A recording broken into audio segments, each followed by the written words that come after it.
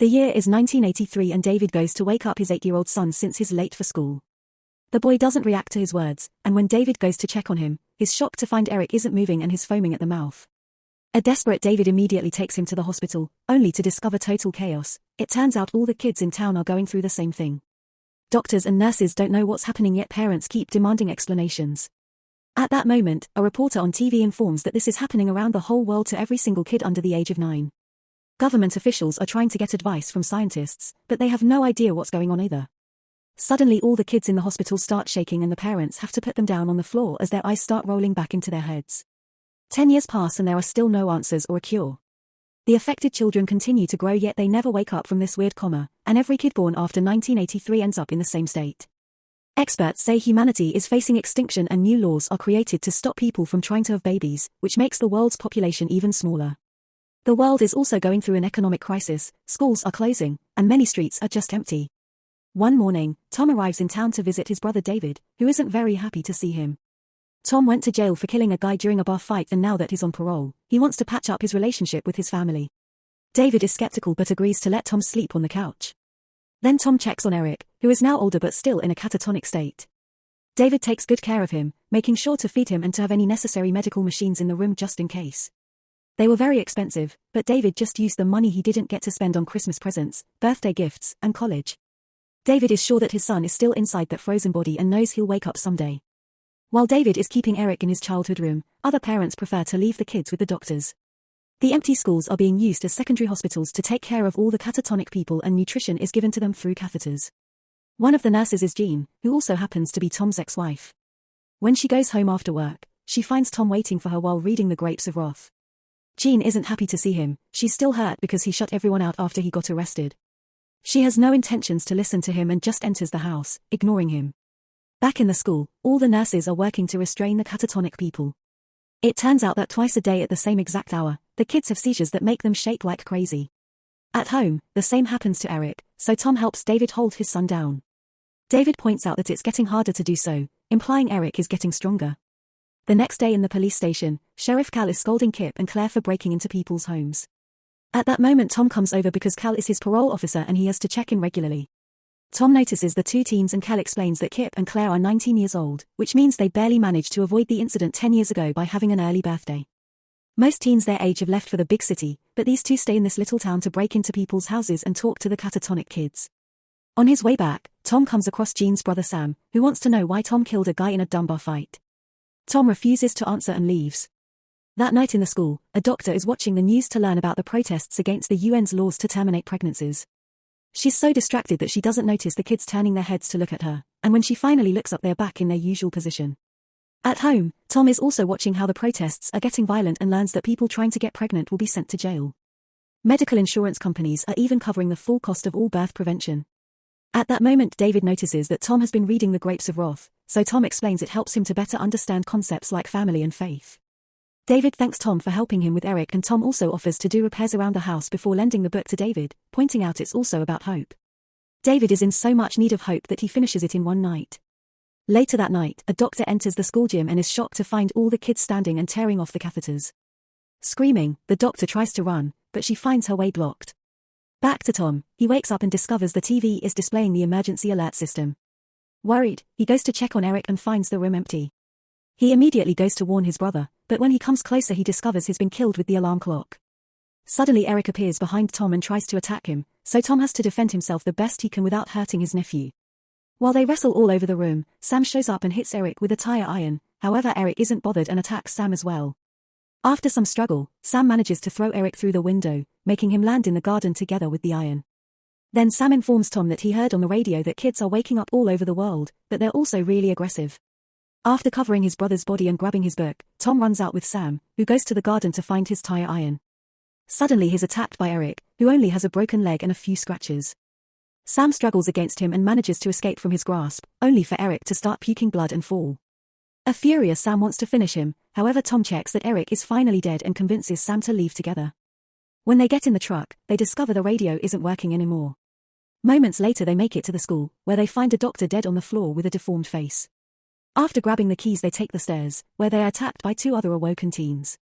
A fight soon ensues, but before things can get nasty, Kip and Claire show up. While Tom headbutts his opponent to get him off him, Kip takes on the guy attacking Sam, and together they knock him down too. Then Kip explains the teens think he and Claire are like them, that's why they don't get attacked and move freely. They go to the corridor to distract the incoming teens so that Sam and Tom can finally go upstairs, where the light starts behaving strangely. At that moment they see shadows approaching, so they use the keys to hide in the laundry room. There they find 8 workers hiding, including a doctor who is bleeding internally. The group says they called the police, but Sam and Tom haven't seen a single cop on their way there. Tom learns that Jean is in the building too and she left the room through the vents to look for supplies. Ignoring Sam's warnings, Tom gets into the vents as well to go after her. Sam checks the window and sees the creepy teens gathering outside, who suddenly turn around. While Sam moves and wonders if he's been seen, a nurse announces the doctor is dead. Hearing the teens coming down the corridor, Sam decides they need to escape and they make a long rope out of sheets so they can climb down the laundry chute. As the group goes down, the teens reach the door and start shaking it, so Sam gives them the finger before climbing down too. However, the workers are found by another group of creepy teens and Sam hears them scream as they get killed, so he stops moving. Suddenly someone starts pulling at the sheets, so a desperate Sam climbs back up into the laundry room and tries to untie the sheets from the pipe, causing a worker who was trying to return to fall to her death. A weird whisper then can be heard and Sam turns around to find a creepy teen touching the dead doctor. Meanwhile, Tom continues to crawl through the vents and finds his way blocked by a creepy teen. Before he can attack, the teenager faints and Tom sees Jean has given him an injection. At that moment they hear a noise, so they rush out of the vent and reach the medicine supply room, where Tom makes sure to block the hole. Afterward the duo goes down the hallway and sees lots of blood coming out of the laundry room, followed by Sam, who is covered in blood because he had to kill a bunch of teenagers. The trio keeps going and comes across Kip and Claire, who argue over how to proceed. Kip wants to join Tom's group, but Claire thinks adults are the ones that caused all this. They end up leaving together and bump into Cal, who had to shoot down a teen too.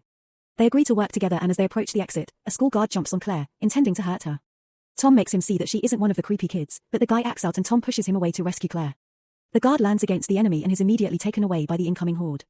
At that moment Claire starts grunting and Kip is devastated to realize she's chosen to be one of them, so Tom's group has to leave without her. When they make it outside, they try to push the door to stop the teenagers from escaping. Officer Nathan and Cal's wife Nora are waiting nearby, but they get attacked as well. A teenager breaks the car window and grabs Nora's head while Nathan shoots a boy in the shoulder, only to trigger a fight. The teens inside the school are breaking the glass to reach for the adults, so Jean locks the door and they finally run. Cal immediately pushes the enemy away from his wife and Tom helps Nathan while Sam rushes to his truck, only for a girl to jump on him and break his leg. A furious Jean quickly pushes her to the ground and starts beating her up until the girl is dead. Suddenly the teen horde breaks the lock and starts coming out, so the group gets on Cal's truck and drives away.